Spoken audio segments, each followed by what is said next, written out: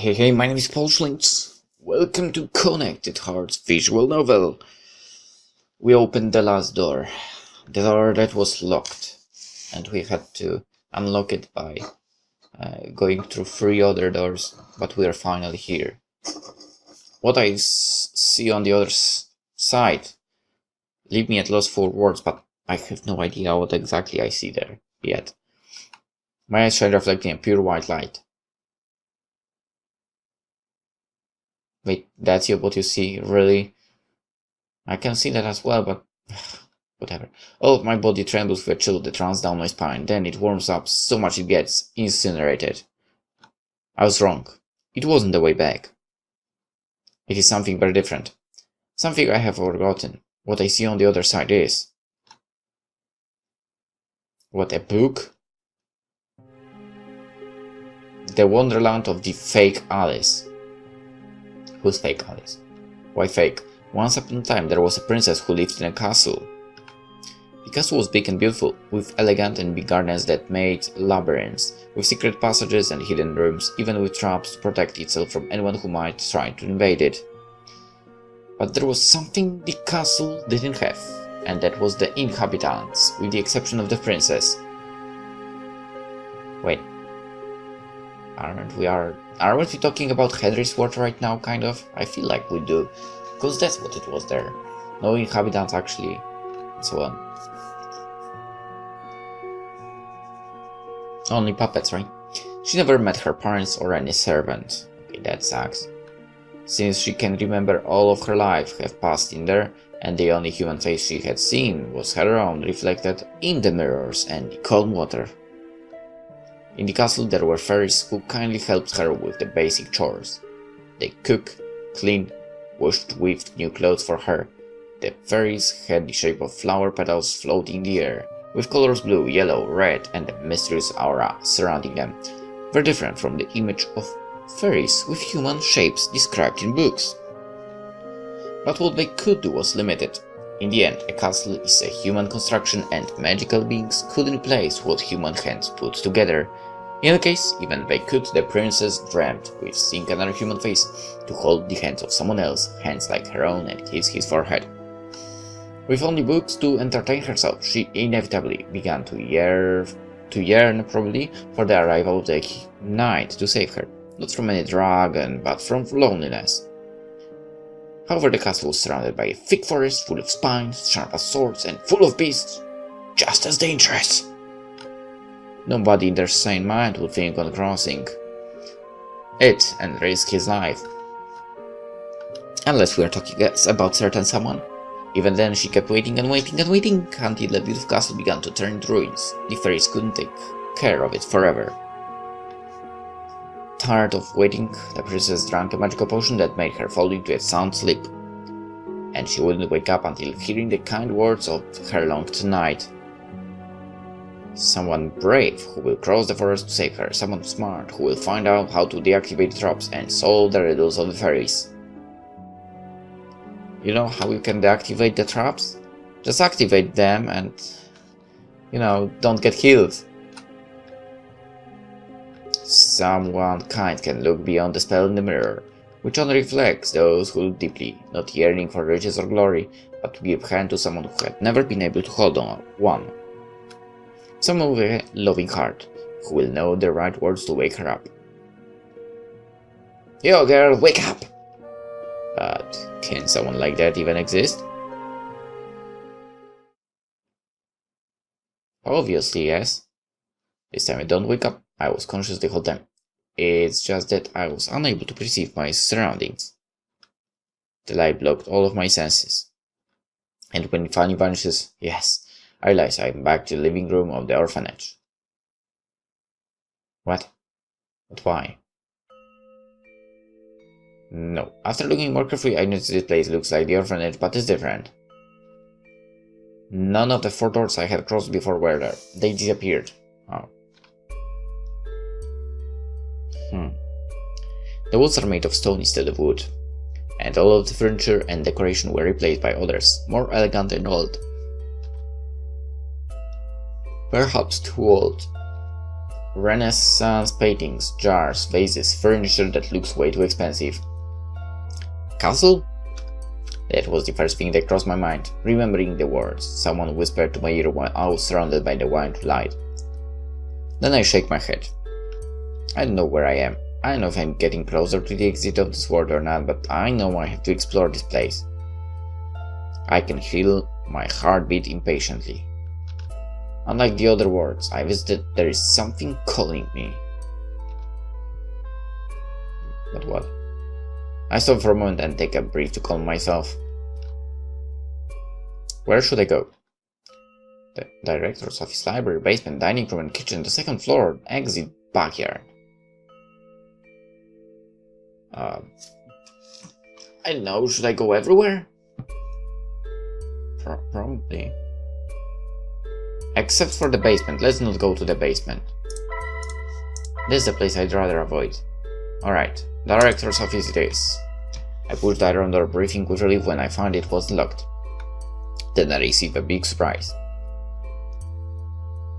The inside of the room has changed, like everything else in the building. However, this was, I believe, the most drastic change until now.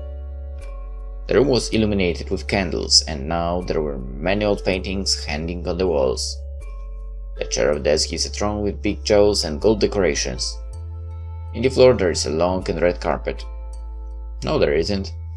And the desk is much bigger and fancier. Alright, I think I can see the desk. At plain sight, it is the combination between the throne room of a castle and an office, something I would have never thought before.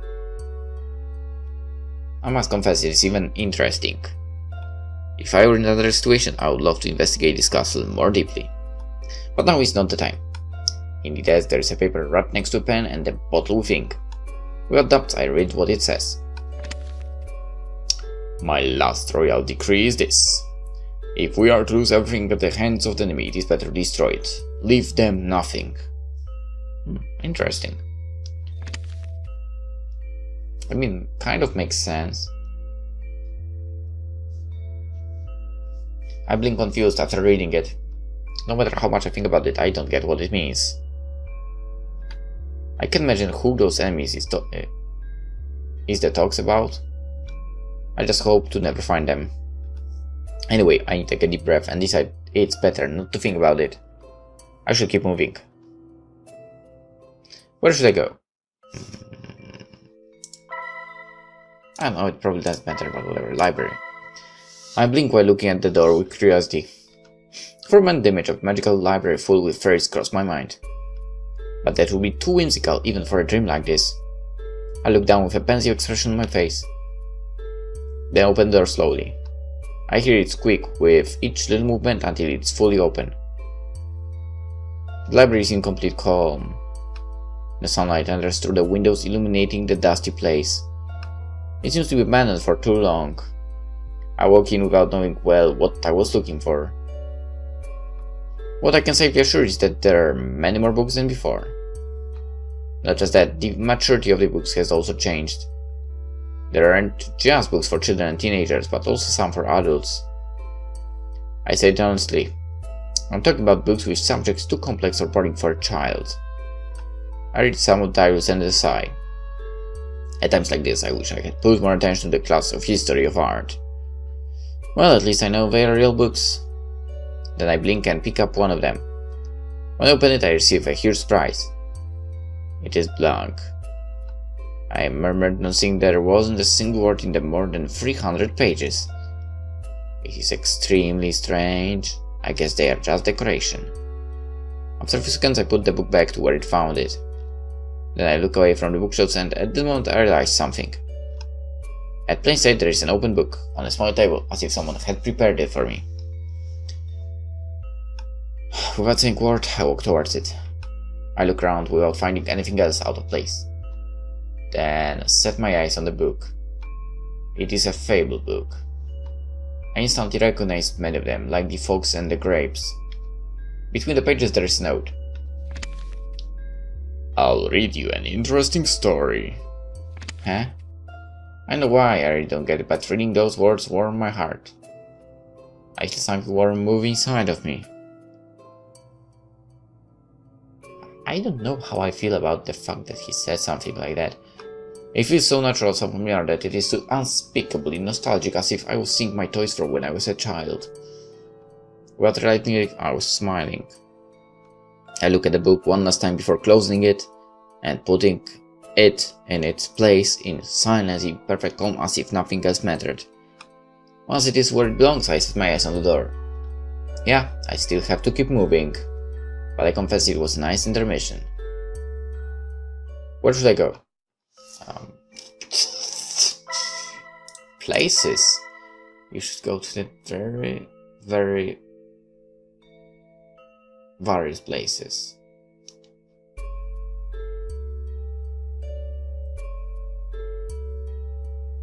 I will choose... Alright, no, I don't want to go to the basement. Dining room. I really don't want. I mean, basements suck. I don't know what I could find in the dining room, but I think it is better to explore all the rooms. I don't know, food?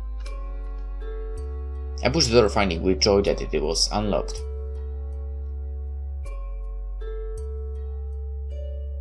Now there's a big wood table with a red tablecloth along with beautiful old chairs. There's also a couple of cups at the end of the table. I'm talking about old gold cups.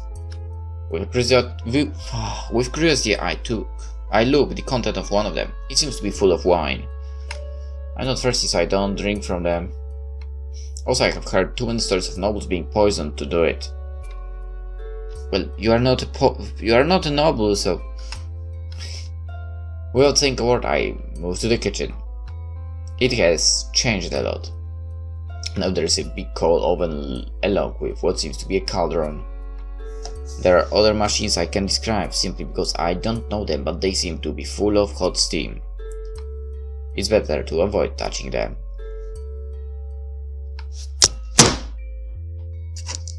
Whoops. Sorry about that.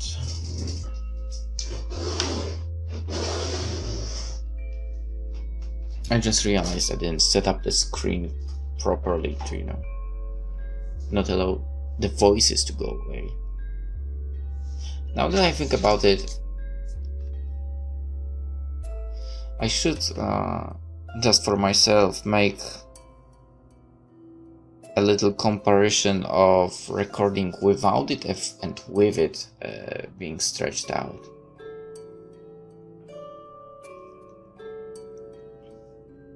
So, I didn't really get it for that reason, but mostly to, kill the sound going outside of my room, because at night I don't really want to wake up anyone. Anywho, at their side there's a cake which says happy birthday, and to allow myself to speak actually a little more loudly during night as well. Anywho, the cake has no name, but tomorrow is my birthday, so I guess it is for me. No, it's not. It looks delicious, but I don't feel like eating it. I would totally eat it. Give it to me. Then I blinked and seeing there is a photo close to it. Without second thoughts, I extend one hand to pick it up. It is the photo of a young girl with a birthday cake recently baked. Her face is crossed, but I can see her hair is blonde. Suddenly my body trembles with a shiver. Alice? I murmured confused, my lips moved by itself. Written in the photo it says, make a wish. The cake has some candles lit up, so I guess I had to make a wish and blow them. I close my eyes and take a deep breath, filling my lungs with air. My wish is...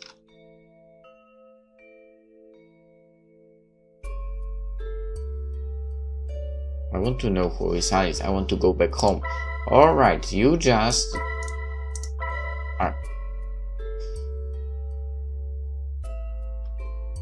Oh shit. This is a tough one.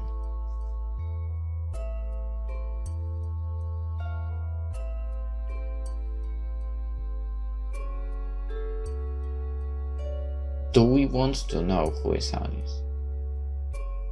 I mean...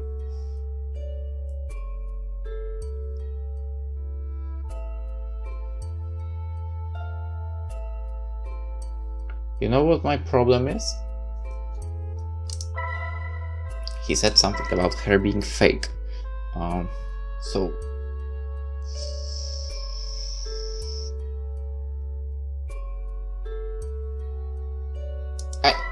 I want to go back home, man.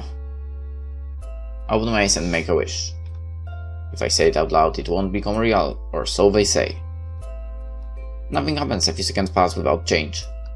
Of course, nothing would happen. It is impossible for a dream to become real so easily. Suddenly I hear a loud noise behind me, so light I jump scared. I turn around instantly, with my eyes wide open and my heart about to jump out of my chest. However, I find nothing. I remain still for long seconds until I decide it is better to keep moving. Then I take a deep breath to calm myself. It was strange, but doesn't seem to be anything dangerous. It feels like it was a prank. Where should I go? Not the basement, of course. Second floor? I try going up to the children's bedroom. Wow, that sounds so bad. That's where I entered this world, where everything started, so maybe I could get a clue there. Is it closed? I'm feeling confused while looking at the door. All the doors have been replaced for others made of hard wood and iron. I can forget about knocking them down. Where should I go? Wait, what? I can't enter there? Alright, to the exit it is. The most logical thing is to try opening the door that leads to the exit. But it is a wasted effort. We just think I can realize something. The door, now made of iron, is blocked with thick chains, and it doesn't look like it will move ever again. I feel like my choice was not the correct one back there. Where should I go? The backyard, because we need some fresh air. The door to the backyard was locked before, when the orphanage was made of wood and not this strange castle. I slowly turned the doorknob and found it is now unlocked. For a moment my heart jumps excited. I thought I could escape through it. But of course, I was mistaken. Oh, it's a fake backyard. At the other side of the door there is an extremely small room, even smaller than bathroom, with trees painted on the walls with green color. And here I hoped for some fresh air. The drawing is very bad. It seems to have been done by a small kid. Confused like down to discover, there is a paper on the ground. It is a drawing with 5 human figures holding their hands, surrounded by trees and a smiling sun. There is also something written. Our playground. My heart turns heavy after reading it. I shake my head and take a deep breath. I think it's better to keep going. In case there isn't anything else to see here. Here. Not her, here. Where should I go? Yeah, I wonder. I mean, so many choices right now. In the end, I'm forced to go to basement. Damn it! The door squeaks when I open it. I must say, hearing that sound makes me really nervous. I don't want to go there. I swallow saliva when I see the darkness that awaits for me down below. I really don't want to do it. Same. I sigh with that in mind. However, soon enough I arm myself with courage. I can't just sit here and do nothing. I have to investigate. I hold my breath while feeling my heartbeat anxiously. Then I start my descent, one step at a time, walking down the thin steps of the stone stairs. I must be careful not to slip. Oh, I slipped. No, I did not. I spent lots of seconds going down in silence, and begin to think the stairs are much longer than they should. But then I see what appears to the bottom. It is funny, they seem to have the exact longitude to end right when your patience ends too. I shake my head and remove that thought from my mind. Then, once I'm at the bottom, notice there are many big boxes made of wood. Surely the basement is where the supplies of the castle are kept. The basement is illuminated with torches, but they aren't particularly bright. Anyway, at least I can see where I am. I would hate to get trapped here in the darkness. In silence, I got closer to one of the boxes and cleaned the dust over it, using one hand. There is something written. Ingredients for the witch? When I read that, I feel the chill run to my spine. But actually, I hope the witch is hot. No matter how interesting it may sound, I think it is better not to meet the witch. Unless she's hot. I would prefer to avoid being transformed into a frog or pig. Yeah, I agree with that. I had just thought that when suddenly I hear sobbing that doesn't stop.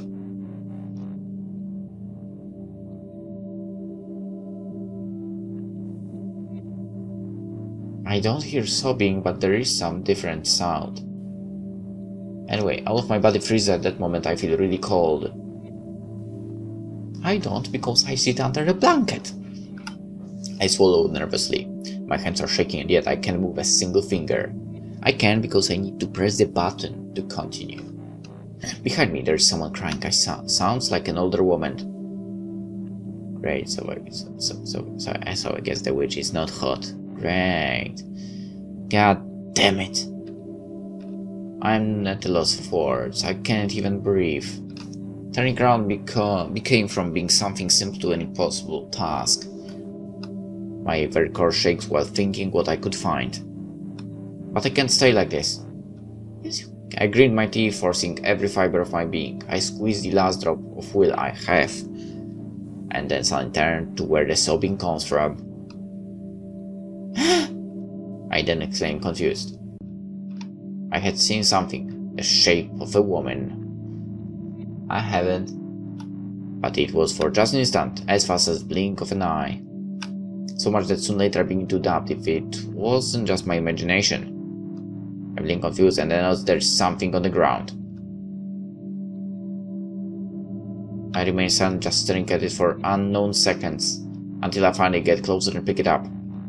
It is a book. Once it is in my hands, I realize it is in a very bad shape. Part of it is burnt and it also has many red stains. I think that's a bad sign. Life and Work of a Witch. My lips say the title. It sounds like something out of the horror story. I don't know if it does. I have a bad feeling about this. I had a very bad feeling just the moment we had to go to the basement. That's never a good idea, okay? Never. Never. Remember, never build a basement in your house. Or an attic.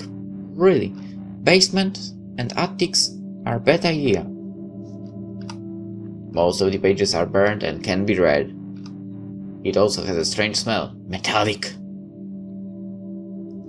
You know what also has a metallic smell? Actually, not metal. Well, technically yes. I mean, it's a smell of an iron, right? And of course I mean the blood. I heard. Call me witch again. Needless to say, I gave him a good punishment. I'm worried about that kid. He has to learn to respect his elders. And made cry again. Oh, the names. I don't have the names. Why do I not see the names?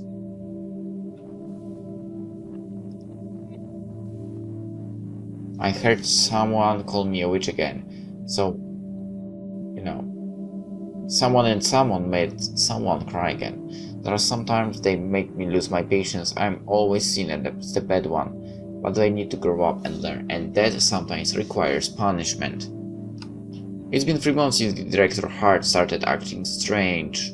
I know he's still depressed. He has been for a long time, but it is even worse than before. I talked with the director about the subject of this someone. He gave me no answer. He avoided looking into my eyes and simply said it wouldn't be a problem, but of course it is. We have to start thinking about it. Today, when I saw the director, I got scared. He was too pale and thin, hasn't been eating, and no matter how many times I tell him he has to eat, he doesn't listen. I saw the director go to the basement at night. Oh boy, that was a bad idea. I instantly noticed something was wrong. He was walking like a sleepwalker.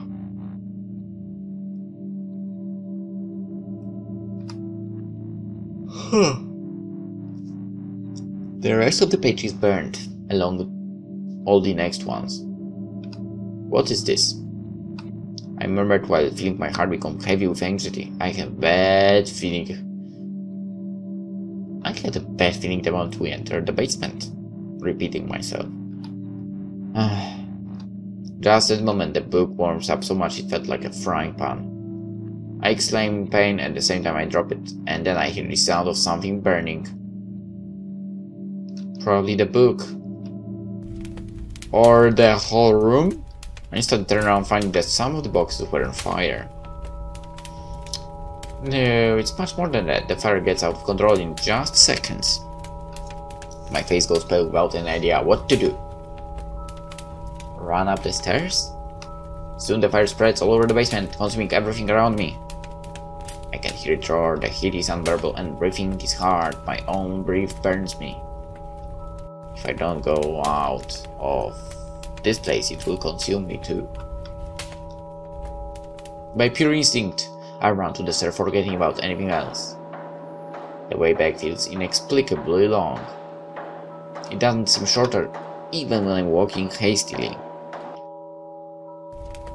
And then when I reach the door, I find... How in the world did that happen? And then when I reached the door, I found out horrified that, without explanation, the fire had spread all over the castle. Okay, I need an explanation, because how in the world would that happen? The fire started at the bottom. And how did it spread out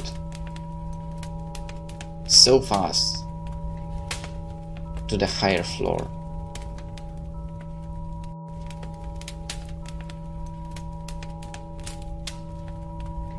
I mean, no, I just don't believe it happened in that insanely, in an instant.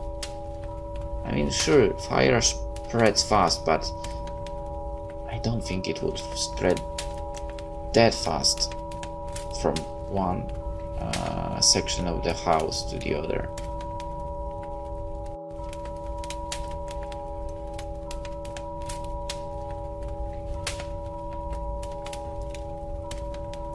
Considering the only link between those places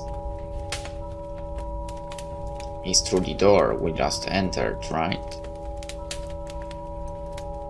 Unless there's some other connection we don't know about.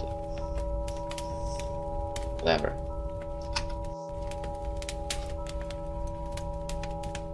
The living room also burns, in case you haven't noticed, but not as intensely as the basement. I'm not sure about that statement. At least I can breathe for now. It is not a good idea to stay for long. I wonder why. I have to find an exit quickly. There's a window over here. However, I still have a problem. The only doors left are still locked. Window. The main door remains as sound as before. With just one look, I can tell it is a waste of time trying to open it. Then my eye sticks on the other, the one which leads to the second floor. I make a confused face. But delay a throw point to open it, but once again I find I can't make it move. No matter how much I struggle, it is clear it won't open for me. I curse in silence and then let out a long sigh. I am at least thankful that the air is still fresh. I mean, technically, the air would be fresher if you kept yourself low. Because that's how it is, right?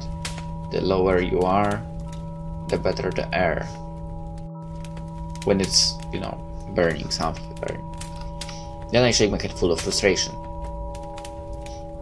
Because technically the oxygen goes to the floor, and the CO2 from burning goes to the top of the rooms. Anyway, I have no time to lose. If I can open it, I don't even want to imagine it. Come, Gary! Suddenly my heart skips a beat. My body trembles when I hear someone call my name. It shakes my very core. It seems like it came from behind the door. Nervous, I gulp. Ooh. And then slowly push the door, finding astonished that now it was unlocked. I wasn't ready for what I would find in that place.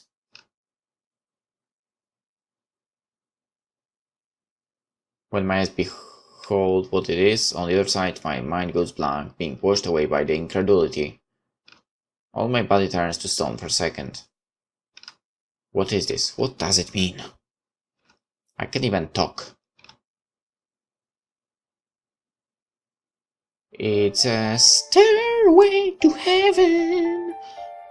I hold my breath while looking at the stairs to the second floor, which continue going up, literally going out of the castle and reaching what seems to be the very sky. Told you. So big is my impression that I even forget about the fire. But of course it wasn't going to let me ignore it. Soon the heat and smoke reminds me of its presence. I look back only to find that the flames have grown. Then I turn my sight to the stairs. There are too many questions on my mind, but I have no choice. Finally I sigh and start to move up, one step at a time, walking carefully. Once I'm high enough, I look down to the castle and dislike what I find.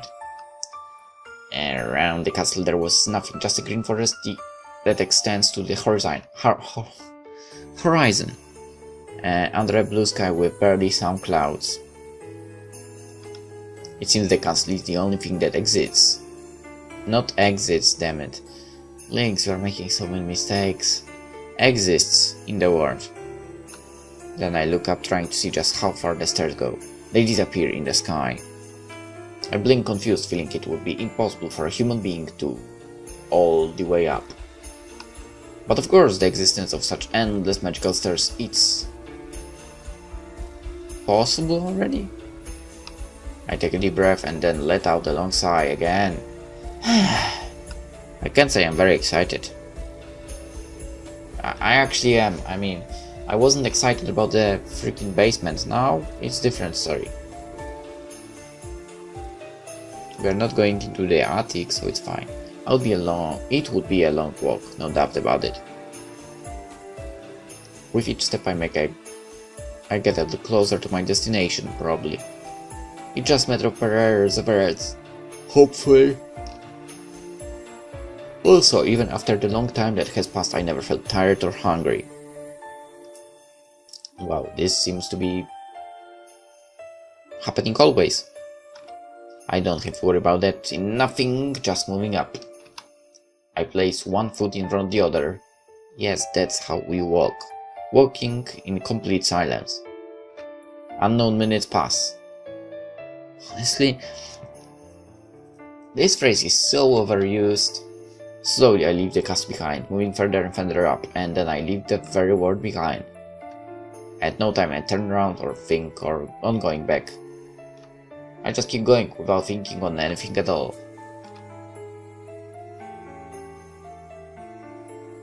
Keep on going as if I was being pulled by an invisible string. My feet move by their own will, or at least that's what it seems. Or maybe the task is so monotonous that it became as normal to me as breathing, doing it without even realizing it. I get to a point where everything around me is white. I don't know if it's because of the clouds or because I had gone so far up that I surpassed the blue of the sky. If you surpass the blue of the sky, it would be probably black. Right?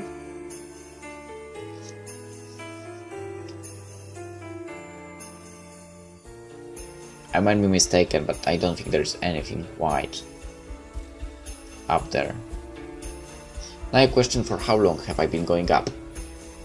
It feels like if only a few minutes have passed, but that isn't right. Is it? My perception of time wasn't working, as if it was a clock. With each new step I do, I forgive. What? all the others before. Okay, in such a way it doesn't feel like I have done more than a few of them, when I have walked countless distance. What? I could easily been walking unconscious for days or even years. I look down while thinking, finding nothing other than infinite white. Wherever I look, that's the only thing there is to see. Then I shook my head and put away that thought. It doesn't matter, I just had to keep moving, going higher and higher, until I reached that place, furthest away, the most valuable thing this world has. My walk continues in complete monotony. It just continues. I have no other words to describe it. For an unknown time, again, until I suddenly stop. I blink confused when I see a white-colored door in front of me. I don't see the door fall. I didn't see it before because of its color. It is strangely familiar. The door floats in the air without anything to support it. I don't know what there is on the other side, but I do know what it means.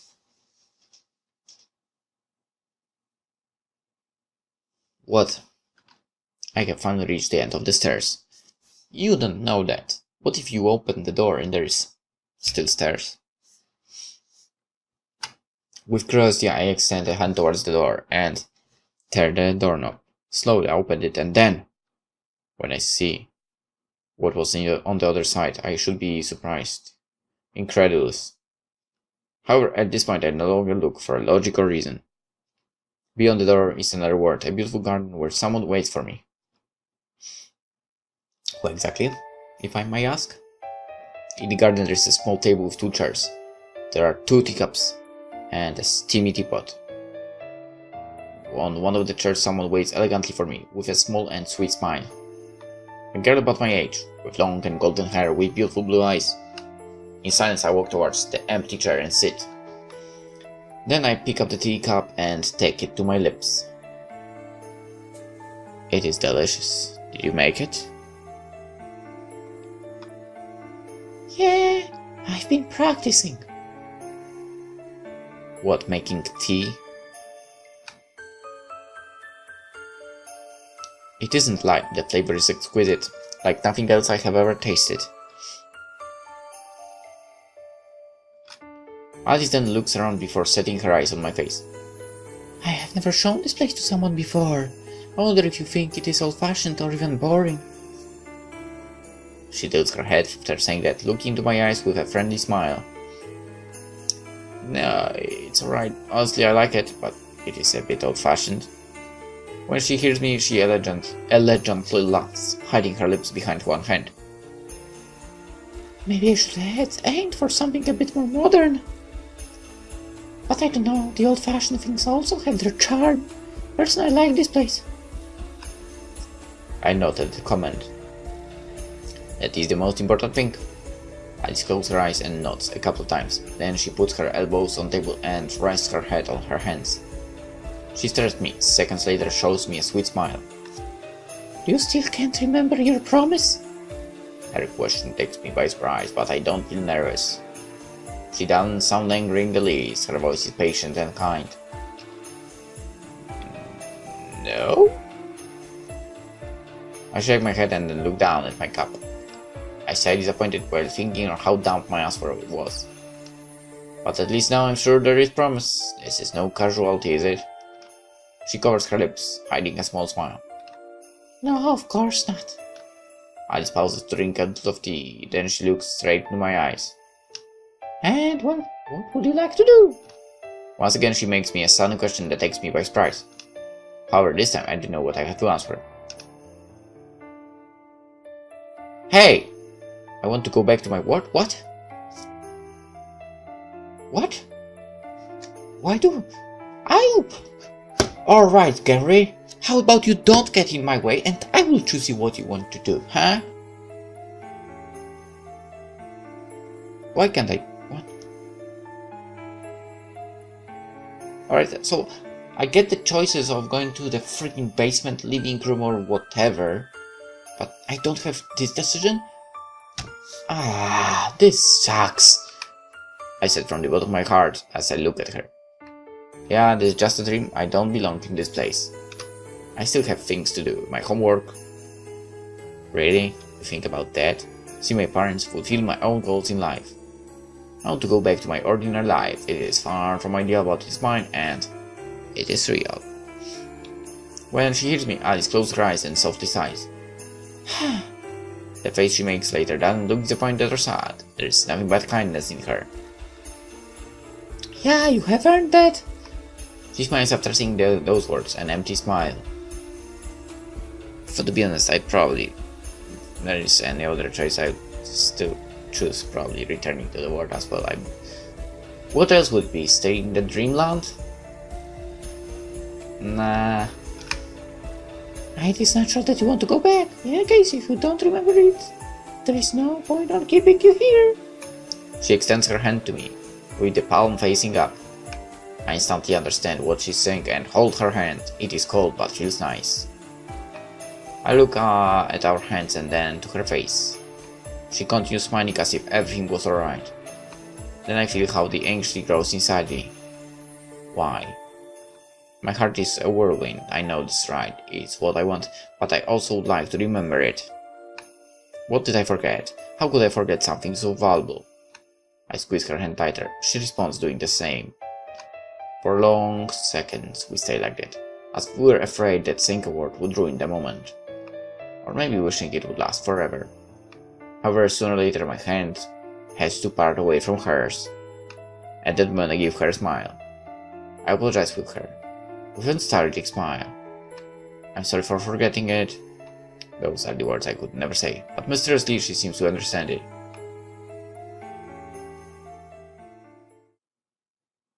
Then I close my eyes, suddenly I feel my eyelids very heavy. Then the sounds of the garden go quiet.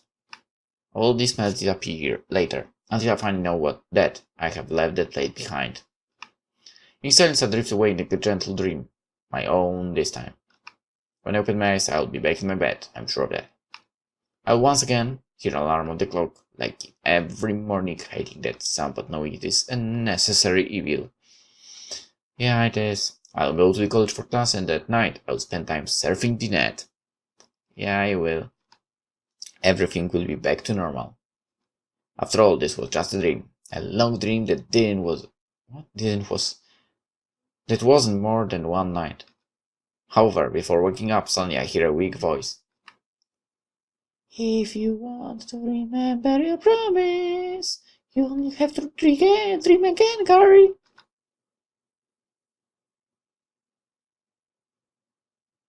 What do you mean dream again? Do you want me to play the game again?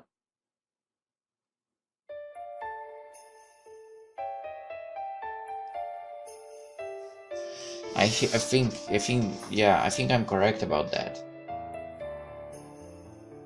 If you want to remember, you have to dream again. So, yeah, I think that's what she meant. If I want to remember, I need to play again. And I wonder, different choices or what?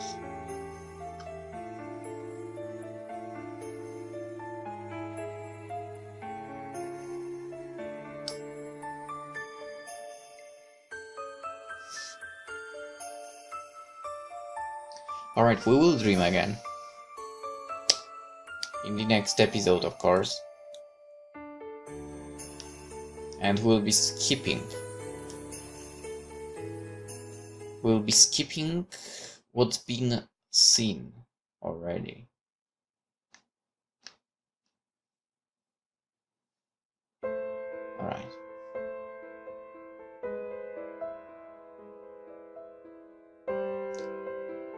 You know what I just noticed? I don't know if it was like that before or not, but Alice here is the only one that is like not lit. The other personas, the other people are lit, like we know their stories, I guess. We don't know anything about Alice, kinda. Anywho, tomorrow we are doing the, what I mentioned just a second ago. So for now, hope you enjoyed. Hope to see you tomorrow as well. Bye bye!